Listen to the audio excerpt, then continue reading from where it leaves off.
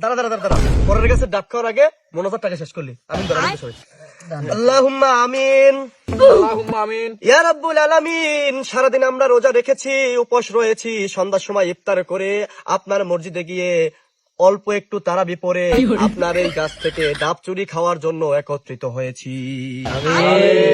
হে রব্বুল আলামিন, অনেকেই বলবে আমরা চোর, কিন্তু আমরা তো চোর না। কেন সেটা আমরা এখন প্রমাণ করে দিচ্ছি। এই দুনিয়ার মালিক কে? আল্লাহ।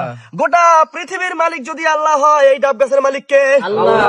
হে মহান রব্বুল আলামিন, আমরা কারো গাছের ডাব খাই নাই, আমি আপনার গাছের ডাব খাইছি। আপনার কাছে শুকরিয়া তান আদায় করে সকলে বলি আলহামদুলিল্লাহ।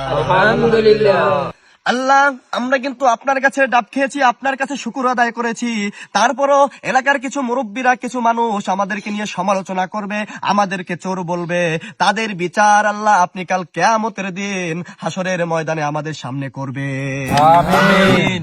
আল্লাহ, আমাদের এই ডাব খাওয়ার এই মোনাজাতকে কবুল ও মঞ্জুর করে নিন।